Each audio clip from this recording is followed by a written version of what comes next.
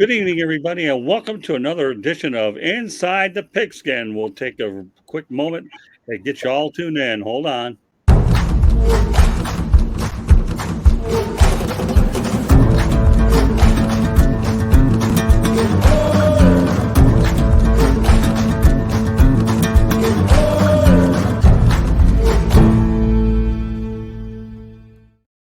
Now, how about those logos, man? We got a lot on the South Florida Tribune Broadcasting Network, and now you are looking live and watching live and listening live to Inside the Pigskin.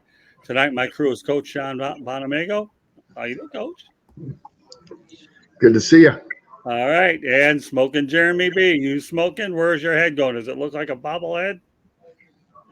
Yes. And by the way, I like the hat. I don't know where I got it from. Some guy down there in Florida sent it to me. Yeah, that's okay. And last but not least, my running back, Mel Farr Jr. How's it going, guys? All right, just give you a brief overview of what we're doing here. Jeremy wrote a story called Player Education About Gambling. We'll talk about the longest active playoff droughts, which team or teams will snap them, talk about Jordan Love, the sky's the limit for the Packers offense, and finally, DeAndre and no rush assigned after a productive visit with the New England Patriots. But before I go any further, we have to go ahead and bring on Will Flying Logo. And let's go ahead. Here's Will. Hello and good evening, he says. All right. Well, that's one of the shorter ones. Okay, go ahead. I don't know if it's just me, but haven't these players of Pete Rose, he bet on his own sport, and look where that landed him. Do not bet on your own sport, especially at your own team's facility when you're home, on the road, or team hotel. Correct. All right. We'll stop at those. And obviously, this is in reference to the story that you wrote, Jeremy, about player education, about gambling. What were you trying to accomplish when you wrote this? I was trying to get something out there ahead of the curve. I just saw that there needs to be something. When 80% of the 250 players surveyed did not know that obscure rule about being in a hotel room when you're on the road counts as NFL facilities, that's a very obscure rule that bit a couple of players in the butt because they didn't bet on the NFL, they bet on college sports. Okay, we'll go to another comment, and then we're going to turn over to you, Coach. Jameson Williams and Stanley Barronhill were suspended for 6 games due to mobile betting on a college football game that occurred at a hotel room during a team road trip in violation of league rules. Okay, we'll continue to roll with Will a little bit more. Okay, we'll talk about Calvin Ridley. That's a story that we always talk about, and we'll talk about it again. And I'm going to add something to that at the end. Calvin Ridley got suspended for betting on games, even for his own team, and others had to give up his salary of $11.1 million in 2022. And what's funny is the main one that got him in trouble is he bet on the Falcons to beat the Jaguars, and the Falcons said, "Watch this, you're a Jaguar," and traded him there. Okay, so Jeremy, with that said, I want you to talk about all the points that you are able to get out or were or whatever, and then I'm going to turn it over to Coach. No problem. Just basically, with that 80% of the players, whether veteran or rookie, did not know that rule, the obscure part of it, I understand he broke the rule, and so does Jameson Williams. And my thing about it is there still needs to be more education and also the way they communicate about the suspensions need to be better in the NFL. Because Jameson Williams found out about the suspension from his father, not his agent, not his coach, not the GM, not the commissioner, not the NFLPA, his father, because he saw it ticker across on the NFL Network that morning, called him up and said, "Hey, dude, you're suspended for 6 games." And he did the right thing. When the press asked him about it, he goes, "Well, I broke a rule. I didn't know it was a rule, but a rule's a rule, and I got in trouble.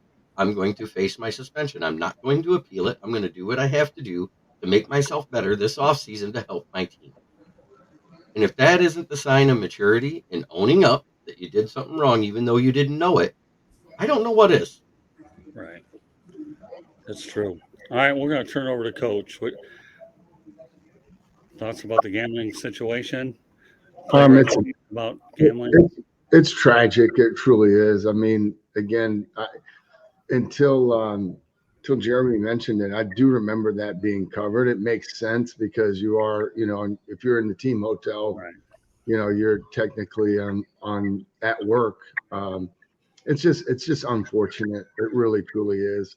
Whether it's more education, awareness, or just, I mean, sometimes guys just don't think they're going to get caught, and Right.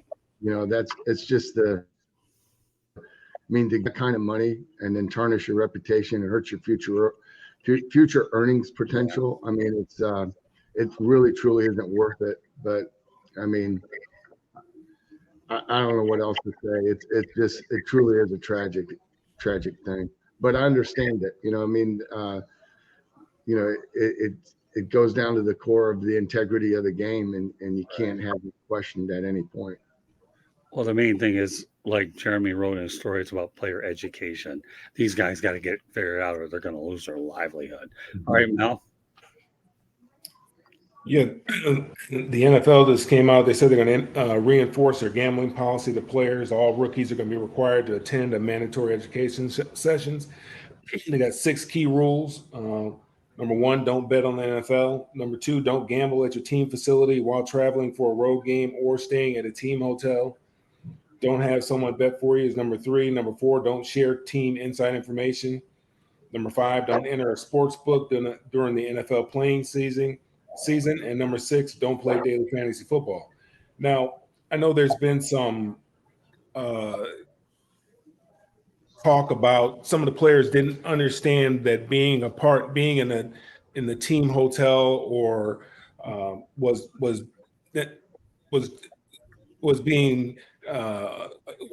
part of this the suspension. They didn't feel that was necessary. They thought it was just regulated to the facility, but the NFL said that what's been in place for a long time is that you can't bet while you're at work. So whether you're in a team facility, whether you're traveling on the bus, whether you're at a hotel in another city, whether you're at a team-sponsored function, you're at work. So now I guess they're going to clarify it for some of the people who didn't understand the terminology when they just said whenever you're at work.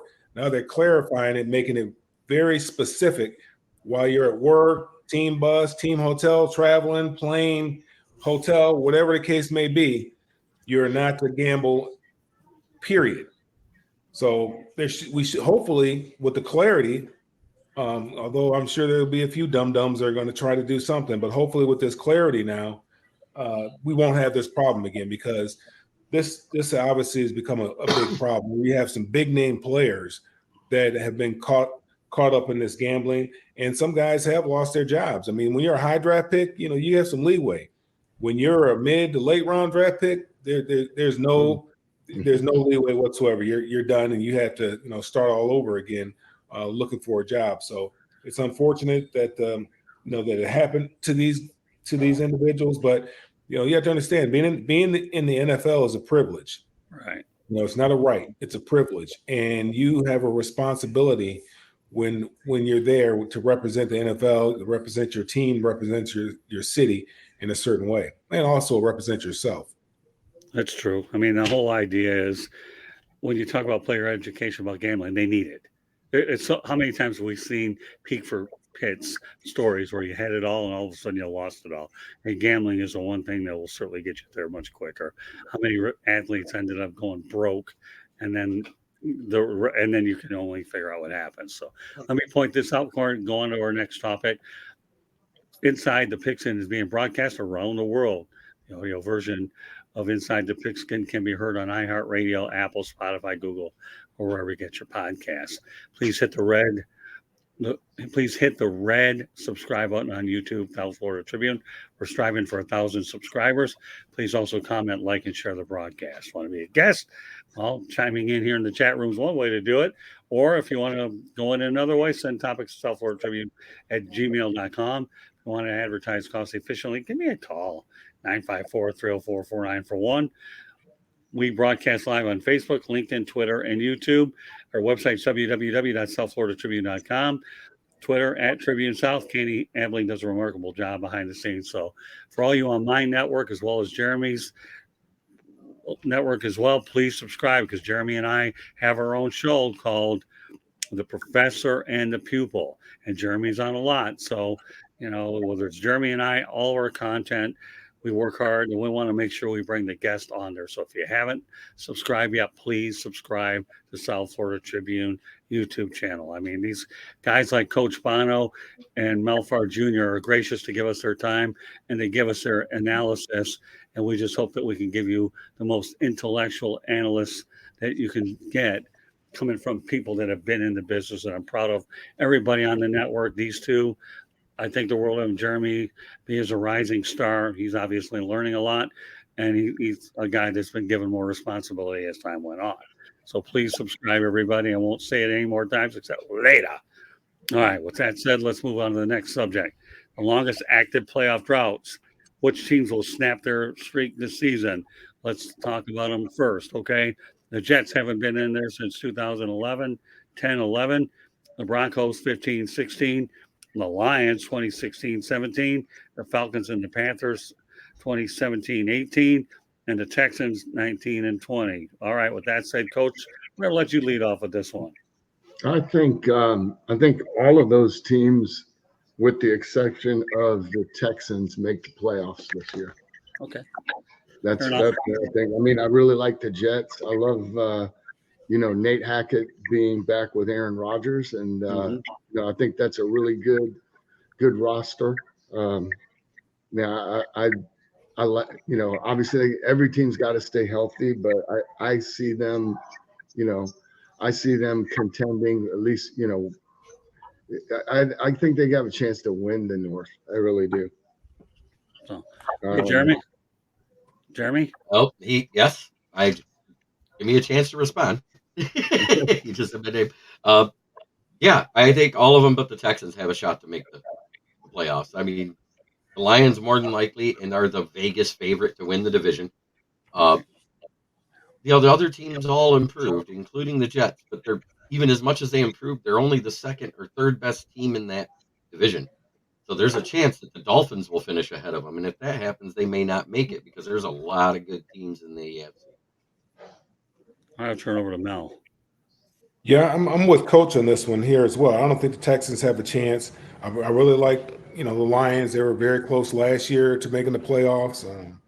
Seattle lost, I believe. They would have made the playoffs. They really controlled their own destiny, but they kind of, after Thanksgiving, things kind of, they lost a couple of games. They should have won, especially that Thanksgiving Day game.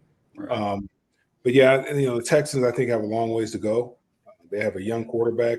I think I like the coach that they have there. I think it's going to take some time. Not real concerned. I mean, I'm kind of concerned with the ownership and management there. They kind of, I don't really trust them too much, so I'm a little concerned there.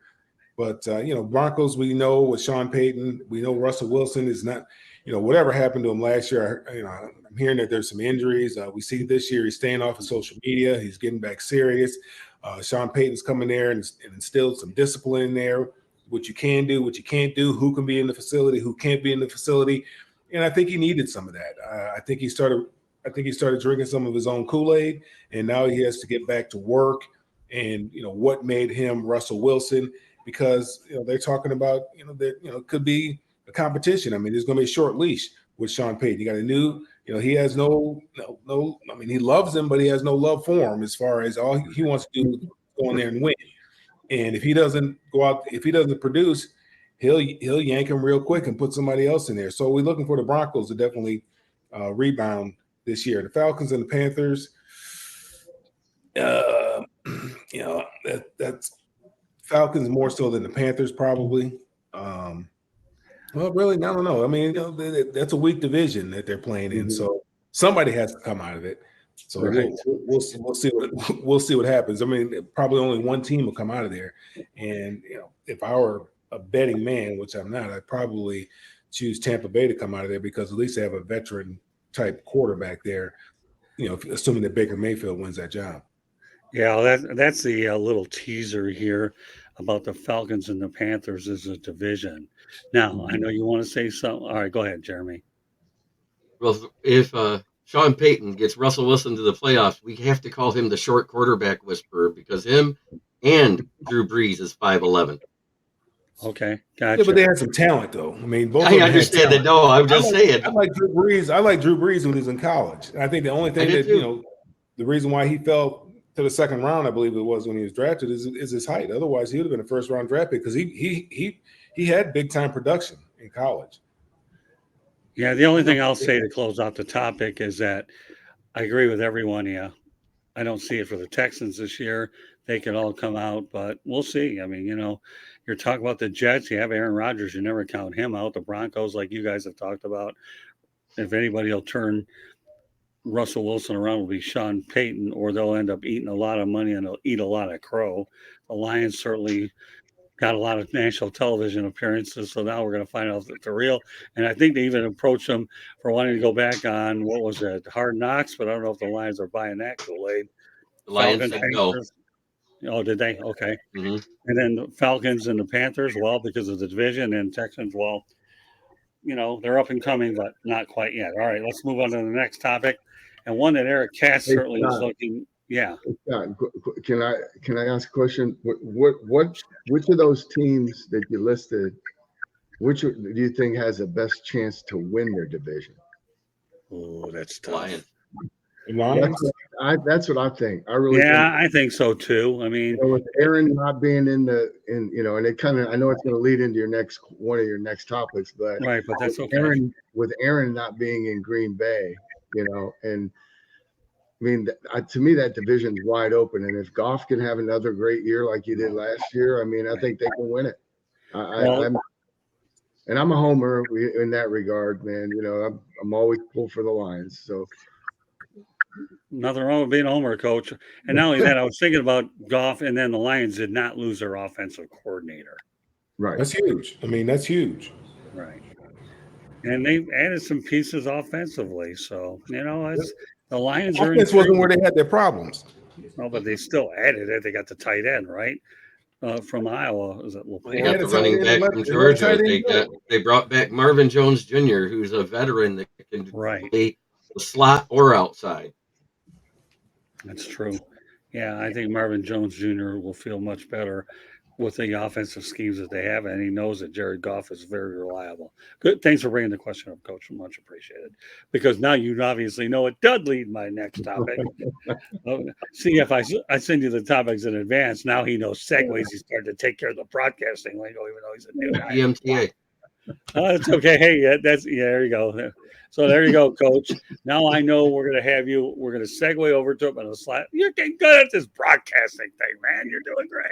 Wait, what do we had? 3 shows, including the cancer one, and we'll talk about that a little bit later in the broadcast. But you know what? If we're going to do that next one, we might as well put Eric Katz, who will be on later's edition of 108 Stitches Baseball Talk. Back. Offense is kind of a mystery right now, which does segue into Jordan Love's "Sky's the limit" for the Packers offense. All right, Coach, take a swing at this one. Well, here's what I like about his chances. Number one, he's been an understudy. He's had a chance to sit in that room and learn from the best, from Aaron Rodgers, how he studies and all those things. I mean, I was in Green Bay when we drafted Aaron. Aaron had to do the same thing. He sat behind Brett. So I think he has that going for him. Again, you're paying for an offensive-minded head coach who's, make no mistake about it, Matt LaFleur is the offensive coordinator in Green Bay, just like Sean Payton is the offensive coordinator in Denver. So, I like it. I like the fact that he has had a chance to play in some games. The results were obviously less than spectacular, but at least when he gets out there and he, for the first time, it's not going to be his first, the first game that he started. It's not going to be his, he's had a chance to learn the offense, to, acclimate to the speed of the game. And, he clearly has the physical tools. I like his chances. Is he going to play at the level of Aaron Rodgers right away? Absolutely not. Absolutely, he will not. They're going to have to help him.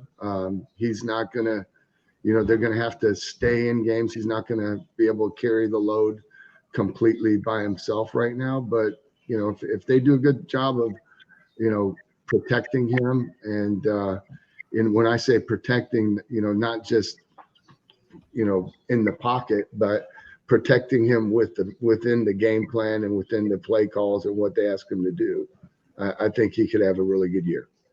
Okay, Jeremy. All right, there's Ken Ballrick, also known as Stone Dad. Damn, 4 cool dudes. What's up, guys? What's up, Ken? Glad to have you with us. All right, what I want to do is, all right, let's go ahead, Jeremy. Some thoughts about Love. Jordan Love is the great unknown. Sometimes sitting a quarterback works great, and sometimes it bites players. With him being a first-round pick, and they traded up to get him, if I remember right, didn't they? They traded back up to 26 to get him. Yeah. That year. So with getting him at 26, everybody thought, we're getting rid of Rodgers. 3 years later, they finally did. Now Jordan Love gets his chance. And I think it will work out for him, but I don't think it'll be at the beginning of the season. I think you'll see him start to flourish somewhere between weeks 8 and 12, because he's going to still have to get comfortable in that offense. And you can say what you want about OTAs and when they're in the pajama party, as Dan Campbell calls it. It's not the same as in game. And neither is the pads in the off season. It's not the same. They're out there with those bobblehead helmets, where it looks like they can just sit there and go like this all day and not hurt themselves. Right. Okay. That's just my take. And all right, let me mention something about. Actually, you know what, Mel? Why don't you comment on this? And I have a question for everyone, y'all.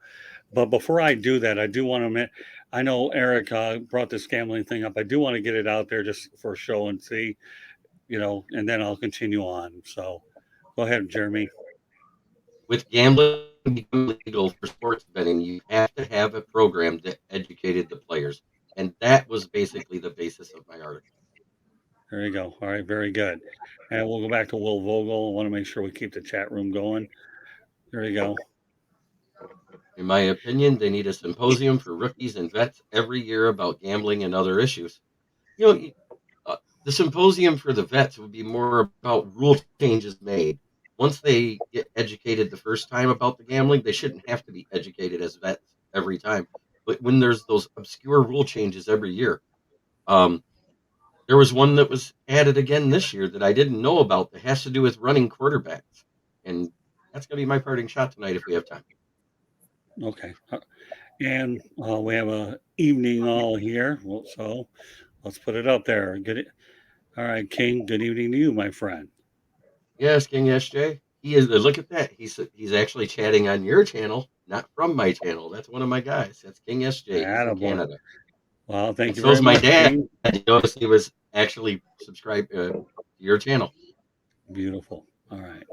And one more thing before we give it to Mel. All right. Thank you, gentlemen. Thank you, Eric. We enjoy the participation. And Ralph Williams. Hello, guys. Hello, Ralph. Here you're doing some good thing over at Mancini Media. Keep up the good work. You never know if we might bring on once in a while, so stay tuned. I like to bring in new people, and Ralph's a character in every sense of the word. And if that isn't putting it lightly, I don't know what is. All right, Mel, go ahead. What's your take on Jordan Love? Well, I mean, back, a long time ago, when Coach first started out in the league, when I was out in the league, guys used to get an opportunity to develop. That was one of the things that, their teams were patient. I mean, you think about Steve Young, he had to sit behind Joe Montana for a long time before he got started. I mean, first started out in the USFL, then came on over and had to sit behind Joe Montana. And, lo and behold, Joe Montana gets traded, just like Brett Favre did, Aaron Rodgers did. Guys had a chance to sit. Steve McNair, he got a chance to sit. The list goes on and on and on of quarterbacks who get drafted in the league and had an opportunity to sit. I think it's a good thing for him as long as he used that time wisely. We look how Brett used that time and look at the type of player that he turned out to be.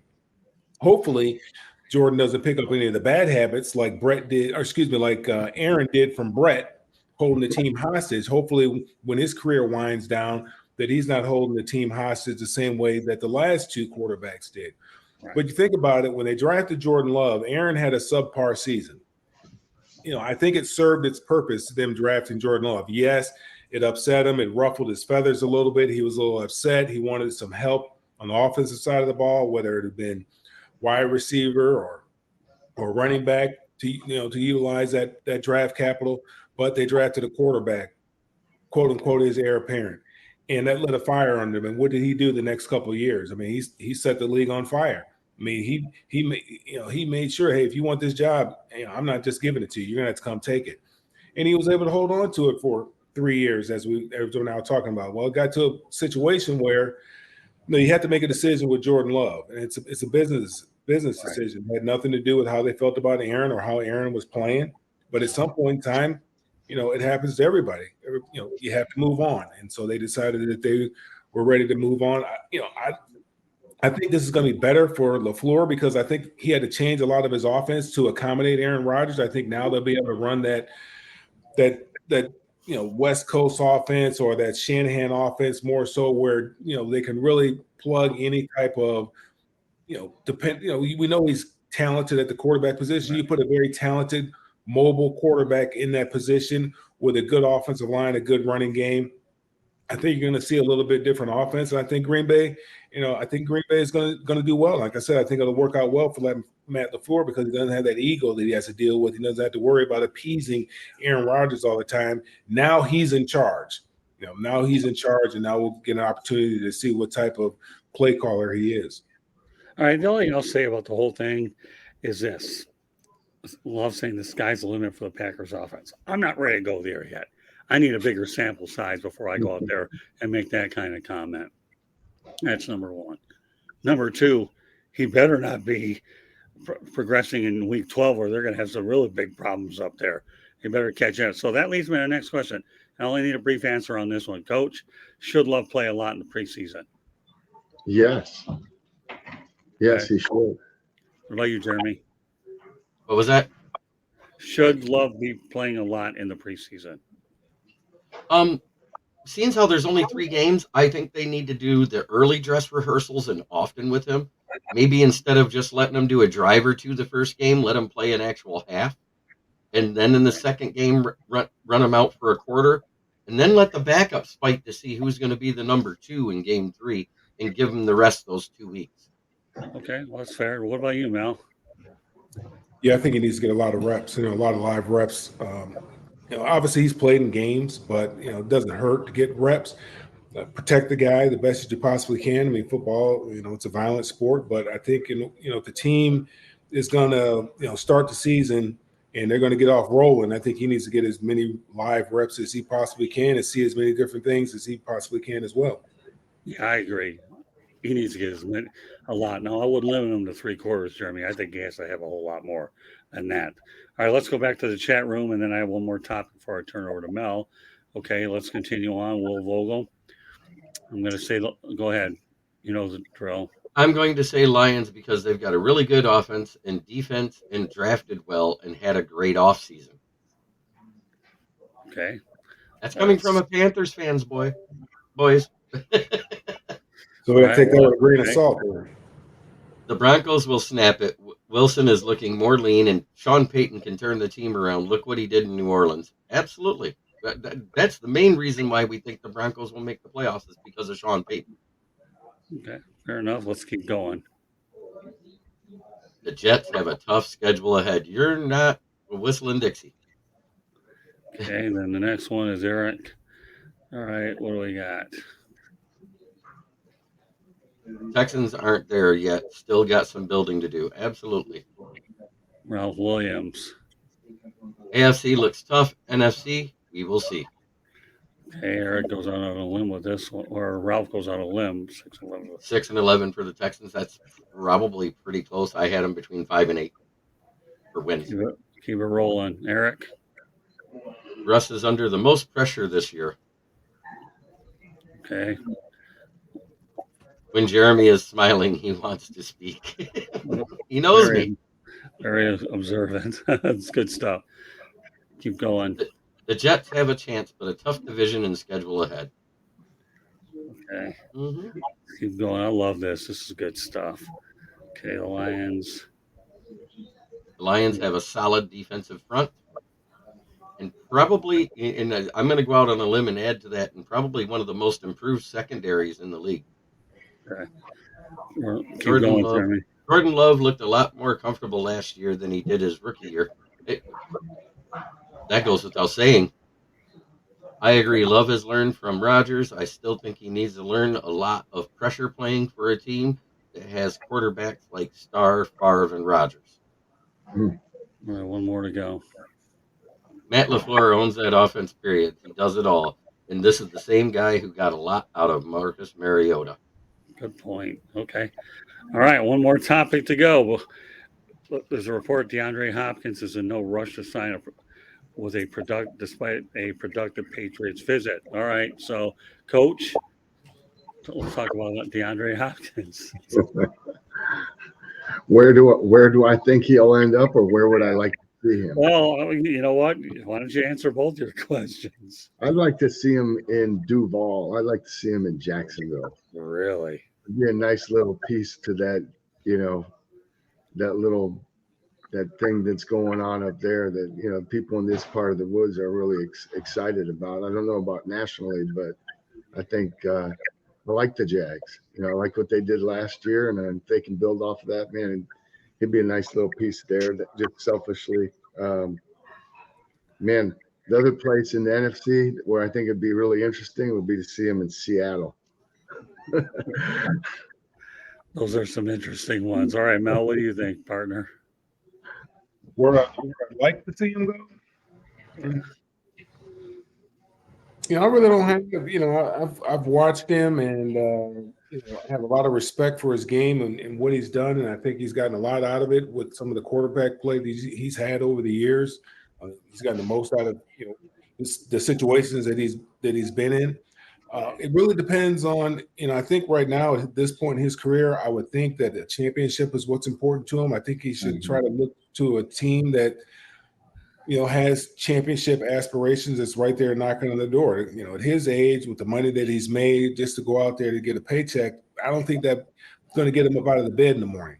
Although, the paycheck may be nice, I don't think that's what's going to get him out of the bed. I think he needs to go somewhere where he feels he has an opportunity to compete. There's a lot of teams. The AFC is stacked. I might look at an NFC team where it might be a little bit easier path to get to the Super Bowl versus going to an AFC, because the AFC is stacked. When you look at the quarterbacks, it's stacked. They're loaded. So I would probably look at an NFC team. You want to mention one? Do I want to mention one? Yeah. As much as it pains me to say it, I'd say the Cowboys. No, actually, I think that Jerry Jones needs a splash guy like him. All right, Jeremy. Well, D-Hop's not in a rush to sign with the Patriots, and that's fine because they're not there. Right now, they are the fourth team in that division coming into the season until they play better. They play better defensively. It's the offenses that needs to get better. And it should get better if they have a player like D-Hop there to be a mentor to all those young receivers they got. That being said, they also got the guy that I said when he was drafted, Mac Jones, is still leading to be the starter there, who was the most NFL quarterback out of that draft, but he had a ceiling so low he had to duck coming into year 2. Yeah, but you think about it, man. They did him a disservice last year. I mean, you have to really just throw that out. And we talked about it. That was a disservice to not having an offensive coordinator, at least somebody that knows the position, that could talk the language. When he had Josh McDaniels, he did well, and he would have continued to grow if Josh was still there, or if he had an offensive coordinator. Now he's got the guy who, I'm not real high on him, as far as what he did at Alabama, but he did some good things with him when he was at Alabama, and now he's got his coach up there, Bill O'Brien, up there in New England, and I think you're going to see some strides. I think you're going to see what we expected to see from Mac Jones, because he is a talented quarterback. He can throw the football well. He can make all the throws. He's a very smart kid. We know that. He's an extremely bright kid. So picking up an offense wasn't a problem. I just think they put him in a terrible situation, and now we're looking at Mac Jones and blaming him, and it's really not his fault. It's really Bill Belichick's fault. No, that was my take when he was drafted. That's what I was getting at. All right. Well, let me add one thing to this, okay? Because I'm going to turn over to Mel in a moment. Go ahead. So give me your actual thought on the topic, Jeremy, where he should go. Tahiti. Okay. Now, let's get realistic, Jeremy. No, that is realistic. I think he should retire because he's at that point, and especially after the team people at the Cardinals says he doesn't like to practice. He doesn't like to show up to team meetings. He doesn't like to do this. All he wants to do is go out there and play. Okay. So, and I understand he's a veteran, but the other teammates look up to him and follow him, and they'll follow his lead and become that type of player if he's in an organization. So I think his best is to take his money and go hit the beach. Well, that's a different take. Okay, I'm fine with that one. All right, I'll throw a couple things out here. Then we'll go one more time to the chat room. Green Bay could use them for Love. I think the Lions would certainly love to bolster their receiving corps with them.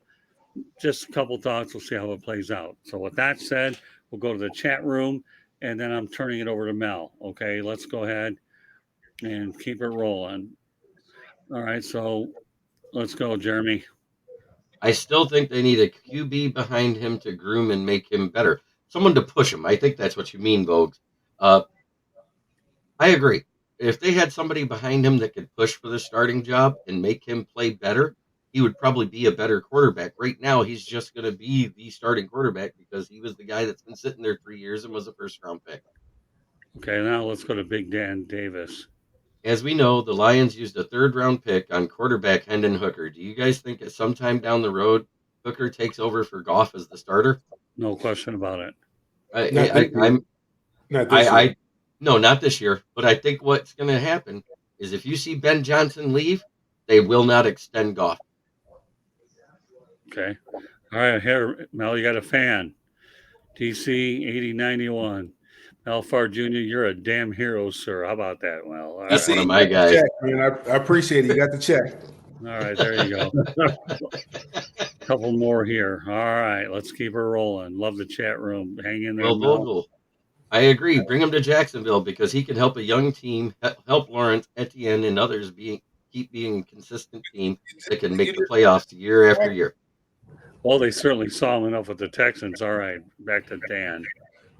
Awesome show, you guys. I'm stoked for the Lions season. I hope to see some of you guys at some of the games this year. I'm going to Raiders at Lions on Monday Night Football in October.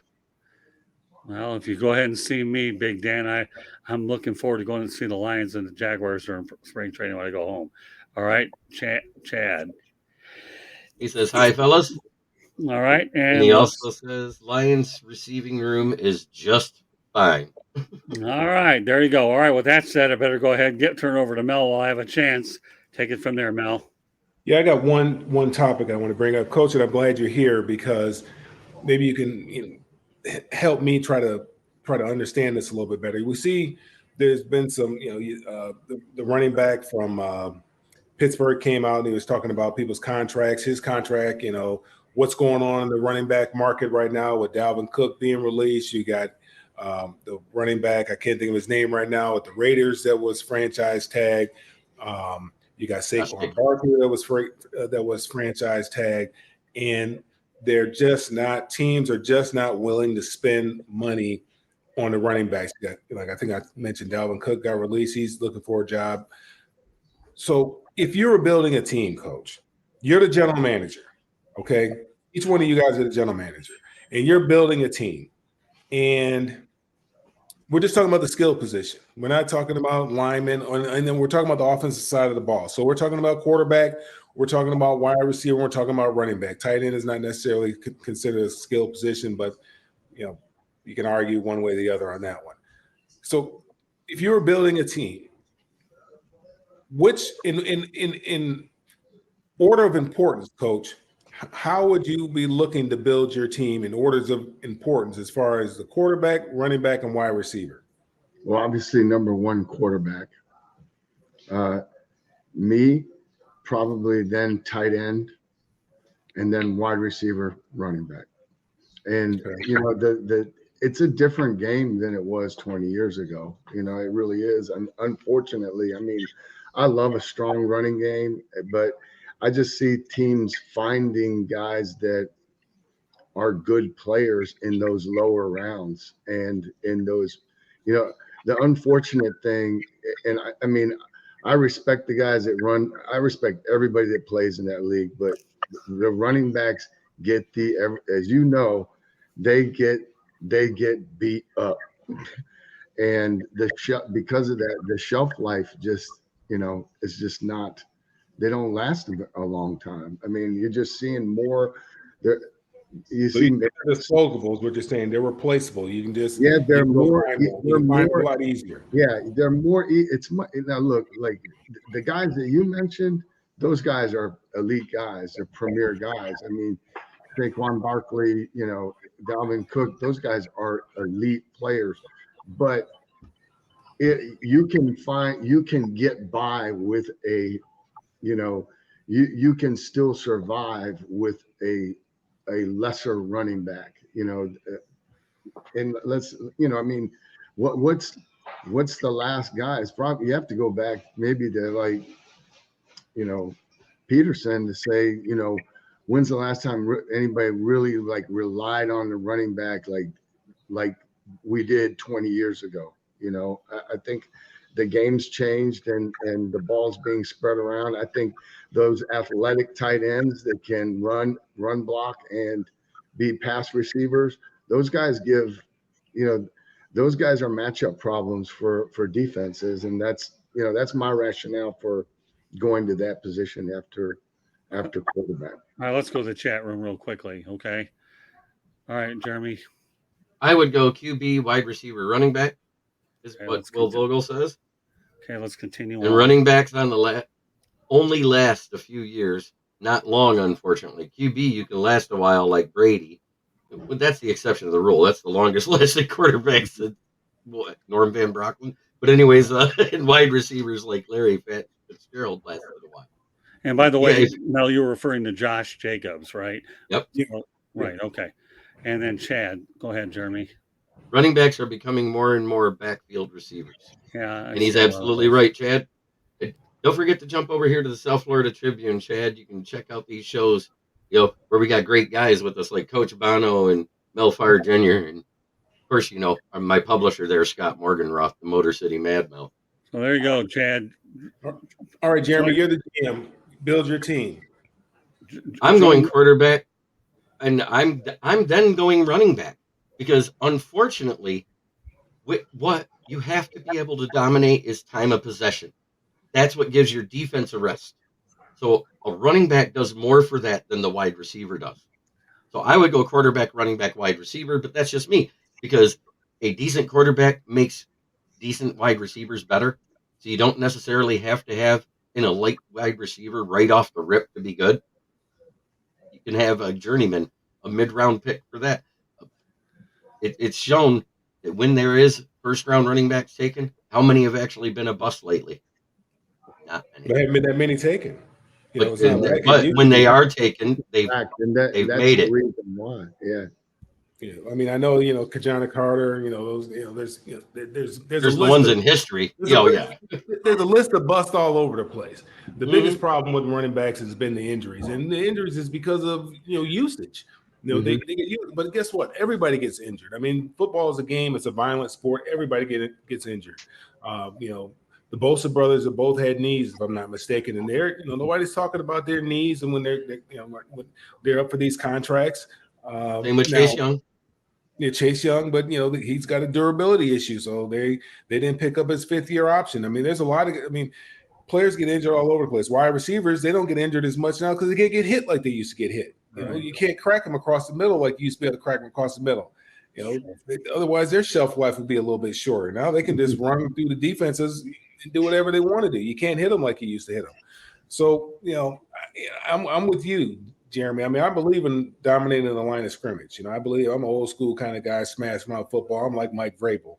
You know, he's got a big old running back there, and guess what? He's going to feed him. He's going to dominate the time of possession. He knows come the 3rd, 4th quarter, he's going to wear that guy. He's going to wear them out to the point where they're not going to want to hit that big guy coming downhill because he is a big man. Derrick Henry's a big man, and he's moving fast. 260. And he has evil intentions when he's coming downhill. And you have to make a business decision. If you're a DB, you have to make a business decision.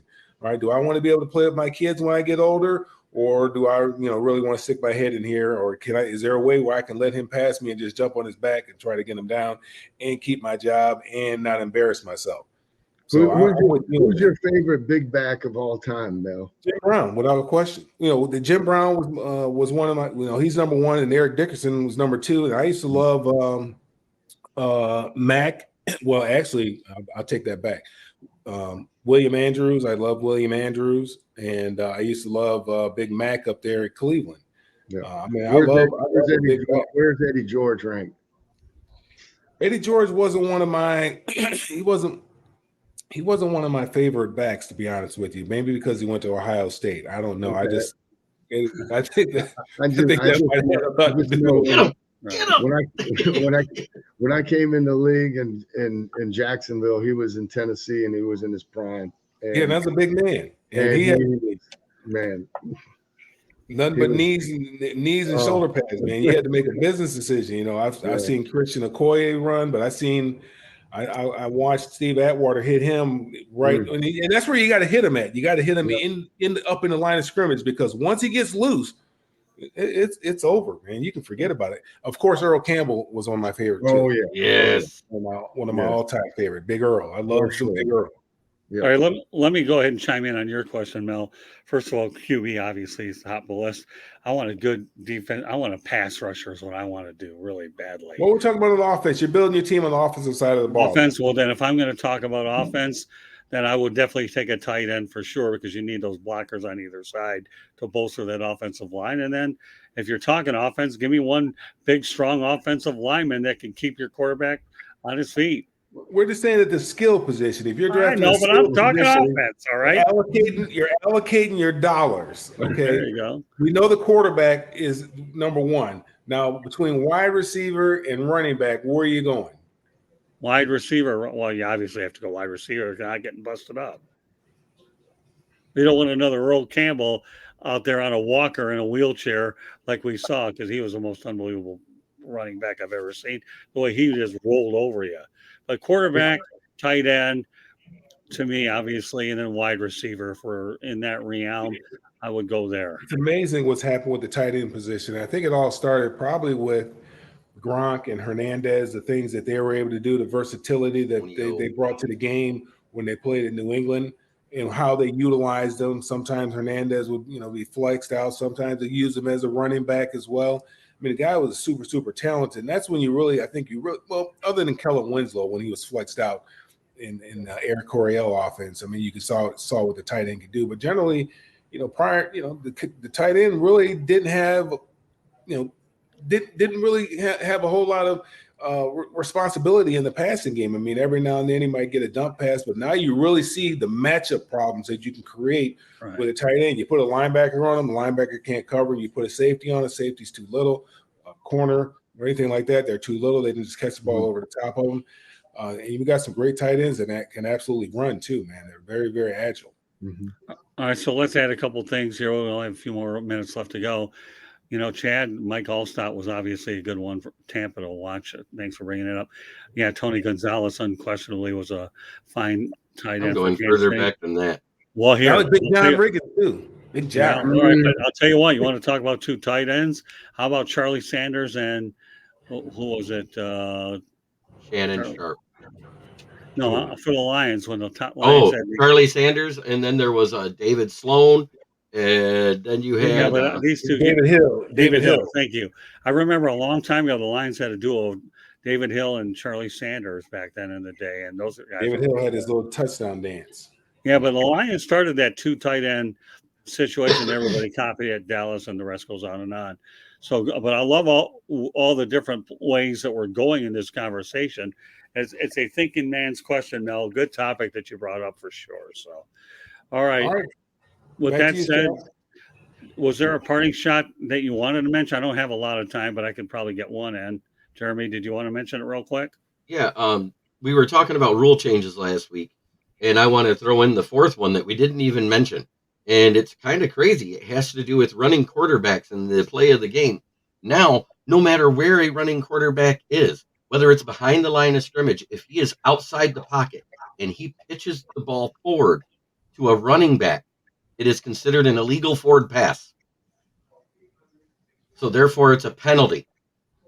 So the RPO, if he pitches it forward, if he's behind the line of scrimmage, but he's outside the pocket, in other words, he's starting to scramble in an RPO, and the running back is ahead of him, and he pitches it forward, it's an illegal forward pass, just like it is for the running back to give it to a wide receiver or anything else. All right, I want to mention this, Chad. Thank you very much for the kind words. If you would please do us a favor and share and make sure everybody subscribes so they can see it as well. But we appreciate your input in the chat room. It's been totally appreciated, Chad. So please give us a hand, shout, and spread the word. And I want to thank everybody in the chat room for all the fine comments. I'm not going to single out every one person. You all know who you were. You all know who participated. And what's so fun about the chat room is when we do it, it's just a blast because, Coach, that's what we really, really strive for, is for us to be able to take these comments by the fans and bring them up. I can have so many topics if I want to, but they're the ones we're doing it for. If we want to sit there in a bar room and start talking about it ourselves, we could do it. But these people here, to me, in our chat room, are the MVPs, and I want to say that very much from my heart and my mind. So with that said, I want to mention one last time that Inside the Pigskin is being broadcast around the world.